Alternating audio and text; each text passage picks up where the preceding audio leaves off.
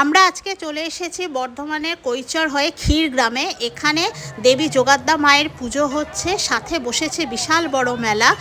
তো এই মেলাটি বছরে কোন সময় হয়, কিভাবে এই মেলায় তোমরা যাবে বা এই পুজো দিতে যাবে, সেটার কিন্তু ডিটেলস সম্পূর্ণ এই ভিডিওতে বলা আছে। তোমরা কিন্তু শেষ পর্যন্ত দেখো, আর ভালো লাগলে অবশ্যই লাইক, শেয়ার, সাবস্ক্রাইব করে দিও।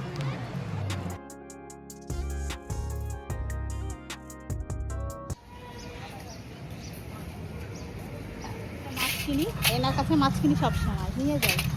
এই ওই মাছ তো, হ্যাঁ তোমার ভালো লেগে তাই তো কেটে এই দাদা মাথায় একটু মাছ রাখবে, হ্যাঁ দুটো থাকবে মাথা, হ্যাঁ আর দুটো পেটি করে দেবে। মাছটা নিয়ে যাই, এখানে মাছটা নিয়ে তারপরে যাব সবজি কিনতে। আর সবজিটা আরেকটু দূরে, এখানে পাওয়া যায় কিন্তু ওইদিকে যাবো কিনতে। যত দূরে যাবে তত সবজি দাম হবে, আর যত কাছে যাবে তত সবজি কম দাম হবে। মাথাটা বড় আছে বুঝলে তো, একটু মাছ চেলা করে কেটে দিয়েছি। মাথা বড়, হ্যাঁ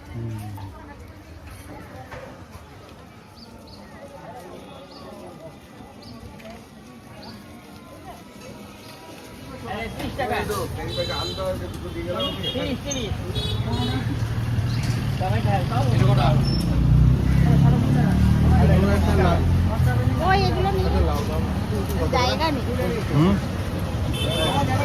এই আমের আচার হবে না, এই আম, এই যে আমটা আছে এই আমের আচার করবো বলছি না। এই আমগুলো তো তোমার সেই জুস হতো না, এই আমটা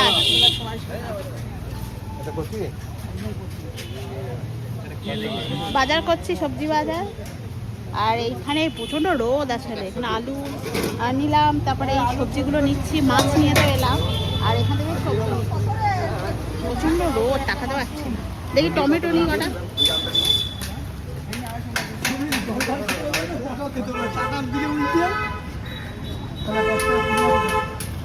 লাল লাল টমেটো নেই। এই বাজার করে নিয়ে চলে এসেছি, এগুলো আমি ঢালবো একসাথে, সব একটা ব্যাগেই নিয়ে নিয়েছি।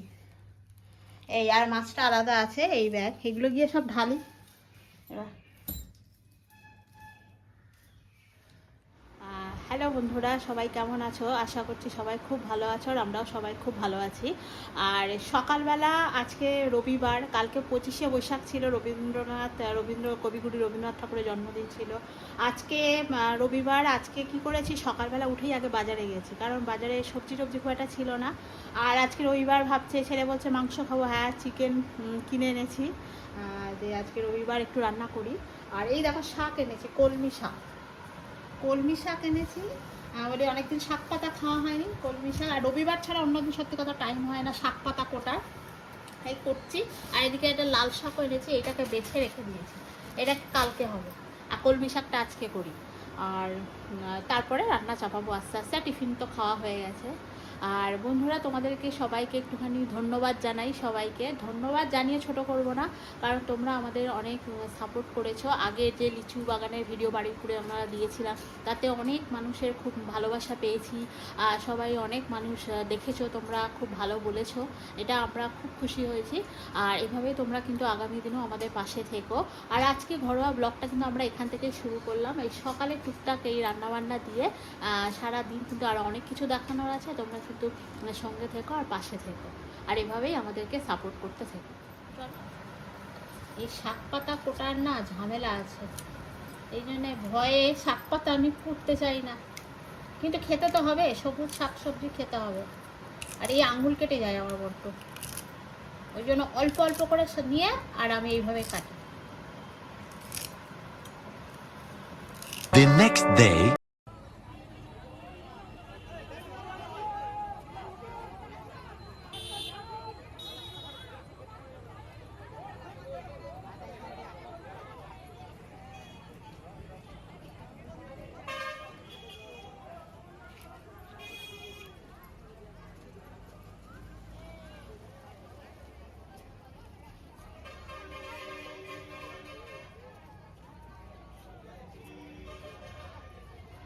আমরা আজকে চলে এসেছি বর্ধমান থেকে কাটোয়ার দিকে যেতে, যে কৈচর বলে জায়গাটা আছে, সেই কৈচর থেকে আমরা যাব আজকে ক্ষীরগ্রাম।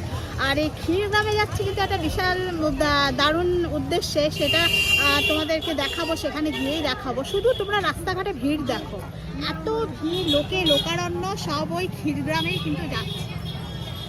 আর আজকে হলো বৈশাখ মাসের শেষ দিন, সেই উপলক্ষে কিন্তু এত ভিড়। আর যেখানটায় আমরা যাচ্ছি, এর আগেও আমরা দুবার তোমাদেরকে দেখিয়েছি, কিন্তু আমরা না এই বিশেষ দিনটায় কোনোদিন যেতে পারিনি। তো আমরা আজকে খবর পেয়ে এই বিশেষ দিনটায় আজকে আমরা যাচ্ছি ক্ষীরগ্রামের সেই যোগাদ্দা মায়ের মন্দিরে, কারণ আজকেই কিন্তু ওনার পুজো আছে। এই যোগাদ্দা মায়ের আজকে এই বৈশাখ মাসের শেষ দিনে এই পুজোটা হয়। তাই এত দিন ধরে আমরা কোনোদিন এই ডেটটা জানতাম না বা যাওয়া হয়নি, কিন্তু আজকে আমরা জানতে পেরেই আজকে আমরা বেরিয়ে এসেছি। তা প্রচণ্ড রোদ, আমরা এই জল কিনলাম, জল আর এই ফুটি, বলি প্রচণ্ড রোদ, এটা খেতে খেতে যাই। তো চলো, লোকারণ্য চারিদিক থেকে শুধু লোক আসছে, আমরাও গরমের মধ্যে বেরিয়ে পড়েছি। চলো ওখানে গিয়েই দেখা হবে। আমরা এই যাচ্ছি বাইকে করে, তো আমরা এই রোদে একদম পুড়ে গেছি পুরো। তো এই দুজন যাচ্ছি, রাস্তায় এত ভিড় বলার না, মানে এত মানুষে যাচ্ছে। তো আমরা কোনোদিন এই দিনটাতে যেতে পারিনি, আজকে আমরা জানতে পেরেই বাড়ি থেকে বেরিয়েছি। খুব বিখ্যাত কিন্তু এই যোগাদ্দা দেবীর মন্দিরে, যোগাদ্দা মায়ের কিন্তু খুব নাম। এর কিন্তু একটা দারুণ ইতিহাস আছে, খুব বড় ইতিহাস। এর আগেও তোমাদেরকে বলেছি, কিন্তু আবারও তোমাদেরকে অবশ্যই বলবো। আর ওখানে গিয়ে তো ডাইরেক্ট দেখাবো। আজকে পুজো হয়, আর জ্যৈষ্ঠ মাসের 4 তারিখে পুজো হয়। বৈশাখ মাসের আজকে শেষ দিন, আর জ্যৈষ্ঠ মাসের 4 দিন। এই দুদিনে কিন্তু সব থেকে দেবী যোগাদ্দা দেবীকে কিন্তু আমরা যেখানটায় আজকে যাচ্ছি সেটা হলো বর্ধমান থেকে কাটোয়া রোডে আসতে হবে। কাটোয়া রোড থেকে কৈচর বলে একটা জায়গা আছে, বিশাল বড় গ্রাম কৈচর। কৈচরের ক্ষীরগ্রাম বলে যে জায়গাটা আছে, গ্রামটা, সেই ক্ষীরগ্রামে কিন্তু এই যোগাদ্দা দেবীর মন্দির, আর সেখানেই কিন্তু এই বিশাল পুজোটা হচ্ছে। আর তো আজকে আমরা সেখানেই যাচ্ছি, যোগাদ্দা দেবীর মন্দিরে। আর এই রাস্তা দিয়ে আমরা যাচ্ছি। কৈচরে এসে কিন্তু ডান দিকে ঢুকে যেতে হবে। আর যারা স্টেশন ট্রেন থেকে আসবে তারা কোচিং স্টেশন, আর যারা ট্রেন থেকে আসবে তারা একদম ডাইরেক্ট কাটোয়া লাইনে ট্রেন ধরবে, আর এই কৈচর স্টেশনে নামতে হবে। কৈচর স্টেশনে নেমেই কিন্তু ক্ষীরগ্রাম যাওয়ার রাস্তা। তো চলো ওখানে গিয়ে দেখা হবে।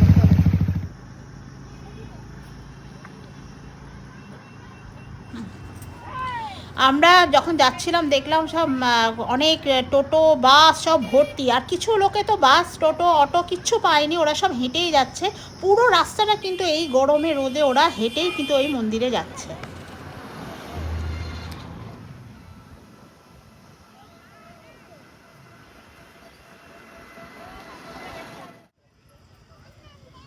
আমরা যাচ্ছি, কত ভিড় দেখো, এবার হেঁটে হেঁটে যেতে হবে।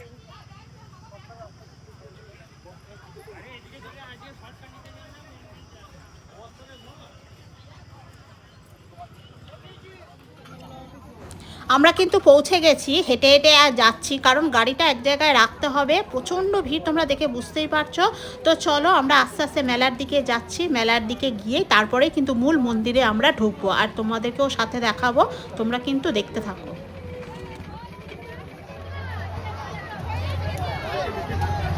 পোশাক খাওয়ার পর পাতা কেউ ছড়িয়ে চিটি ফেলবেন না, পাতা ট্রাক্টরের মধ্যে ফেলুন।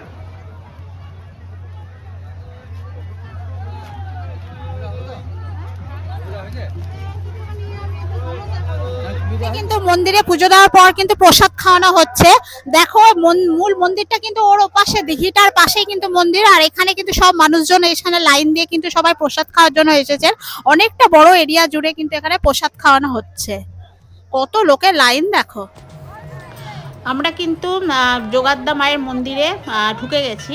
দেখে বুঝতেই পারছো কত লোকজন, আর বহু দূর দূরান্ত থেকে এই মন্দিরে মানুষ পুজো দিতে আসেন। আর ওই যে দিঘিটা তোমরা দেখলে, ওটাকেই ক্ষীর দিঘি বলে, ক্ষীরগ্রামের ক্ষীর দিঘি। আর এই মন্দিরটা কিন্তু জলের তলাটাই অর্ধেকটা রয়েছে, আর এখানেই কিন্তু দেবী যোগাদ্দা মাকে রাখা হয় সারা বছর। আর এই পুজোর সময় জল থেকে তুলে দেবী যোগাদ্দা মায়ের পুজো করা হয়। সারা বছর কিন্তু এই যোগাদ্দা মাকে এই জলের তলায় রাখা হয়। আর এটাই হলো মূল মন্দির, এছাড়াও আরও মন্দির আছে।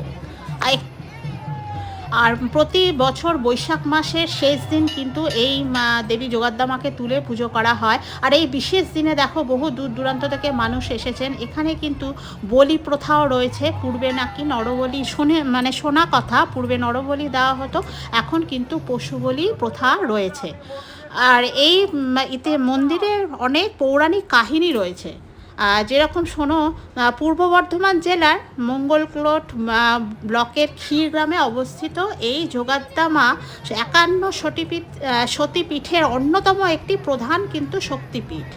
পৌরাণিক বিশ্বাস অনুযায়ী এখানে দেবী সতীর ডান পায়ের বুড়ো আঙুল পড়েছিল। তিনি দেবী দুর্গারই এক রূপ, যিনি এখানে দশভুজা। আর মন্দিরের পাশেই রয়েছে, তোমাদেরকে দেখালাম যে বিশাল ক্ষীর দিঘি আর সেই জলাশয়, যার নাম ক্ষীর দিঘি। আর চারিপাশে দেখতেই পাচ্ছ কি বিশাল বড় মেলা বসেছে। আর এই মেলাটা কিন্তু বেশ কয়েকদিন ধরে চলবে।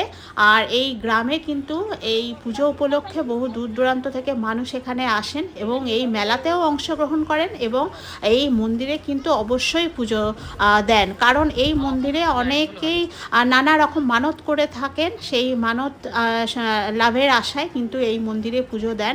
আর ওখানকার মানুষের খুব বিশ্বাসের জায়গা এই মন্দির।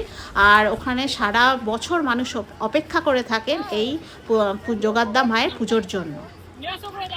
দেখতেই পাচ্ছ কতটা ভিড়, মানুষে একে একে যাচ্ছে। আর তোমরা এই মন্দিরে আসতে গেলে কিন্তু অবশ্যই বর্ধমান থেকে কৈচর আসতে হবে, কাটোয়া লাইনে কৈচর আসতে হবে। কৈচর থেকে কিন্তু ক্ষীরগ্রাম যেতে হবে, ওখানে তোমরা বাস টোটো সব কিছু পেয়ে যাবে।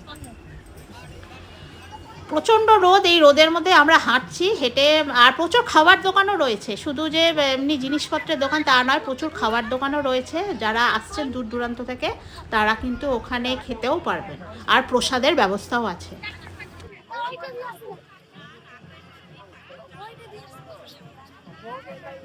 মন্দির থেকে চলে এসেছি। তা মন্দির থেকে আসার পথে দেখো এখানে একটা তাল গাছে কত তাল হয়েছে, গুড়ি গুড়ি গুড়ি গুড়ি ভর্তি। তা ভাবি তোমাদেরকে একটু দেখাই, তোমরা দেখো। আর এই জায়গাটা একটা ব্রিজ আছে, আর ব্রিজের পাশে কিন্তু খুব সুন্দর প্রচুর গাছ আছে। এত ভালো লাগছে এই জায়গাটা, দেখতেও ভালো লাগছে। আর সরু একটা খাল চলে গেছে এর তলা দিয়ে। আর তাই জায়গাটা বেশ সুন্দর। প্রচন্ড গরমের মধ্যে, রোদের মধ্যে, তাও এই জায়গাটা একটু হাওয়া দিচ্ছে, প্রচন্ড হাওয়া দিচ্ছে। চলো বাড়ি যাই। হ্যাঁ চলো, আর ভালো লাগছে না, এবার বাড়ি যাই, প্রচন্ড রোদ তো। চলো এবার বাড়ি গিয়ে আবার তোমাদের সাথে কথা হবে। চলো তাহলে। আর তোমরা কিন্তু প্লিজ ভিডিওটা পুরো দেখতে থেকো, আর অনেক কিছু দেখানোর আছে, তোমরা প্লিজ এভাবে আমাদের সাথে থেকো। তাহলে চলো আমরা এবার বাড়ি যাই। কালকে তো দেখলে আমরা সেই যোগাদ্দা দেবীর মন্দিরে গিয়েছিলাম। তো এত ভিড়, এত সাংঘাতিক ভিড়, আমরা তোমাদের ভালো করে সে দেখাতে পারিনি। এর আগেও আমরা তোমাদের এমনি মন্দিরটা দেখিয়েছিলাম, বা অন্য টাইমে আবার গিয়ে দেখাবো। কিন্তু কালকে প্রচন্ড মারাত্মক ভিড়, কারণ বছরে একবারই ওই পুজো। আমরা তো দেখে বাজার টাজার করতে গেলাম, বাজার করে সব সবজি টবজি বাজার করে আনলাম। তারপরে কিন্তু আমরা একটা জায়গায় গেলাম, যেখানে হলো দেবী যোগাদ্দার পুজো হচ্ছে, যেটা প্রতি বছর বৈশাখ মাসের শেষ দিন পুজোটা হয়। এইটা নিয়ে কিন্তু অনেক রহস্য, অনেক ইতিহাস রয়েছে। তা সেটা না হয় আমরা তোমাদের আর একটা ভিডিও আলোচনা করবো। আর যদি পুরোটা জানতা, এর আগে কিন্তু আমরা 2বার ভিডিও করেছি, সেখানেও তোমাদেরকে বলে দিয়েছি। তো যাই হোক, ওখান থেকে ফিরে আমি রান্নাটা করে রেখে গেছিলাম, তখন আর দেখাতে পারিনি আসলে তাড়াহুড়োর জন্য। তো দেখো এখানে আমি এই রান্না করে রেখেছিলাম এই মাছের ঝোল, ঝিঙে আলু মাছ দিয়ে। আর এসে এখন আমি এই আচারটা করলাম। পাকা নাই, কাঁচা আম এনেছিলাম, দেখলাম অর্ধেক পেকে পেকে গেছে।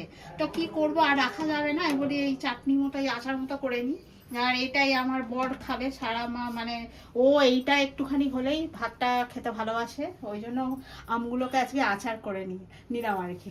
যাই হোক, ভিডিওটাকে আর বড় করছি না, এখানেই শেষ করছি না। তো ভিডিওটা কেমন লাগলো অবশ্যই জানাবে, ভালো লাগলে তো অবশ্যই তোমরা একটা লাইক করবে, কমেন্ট করবে, সাবস্ক্রাইব করে দিও যারা এখনো করোনি। তো আজকের মতো এখানেই শেষ করছি, দেখা হবে আবার নেক্সট ভিডিও। আর সবাই তোমরা খুব ভালো থেকো। তো টাটা।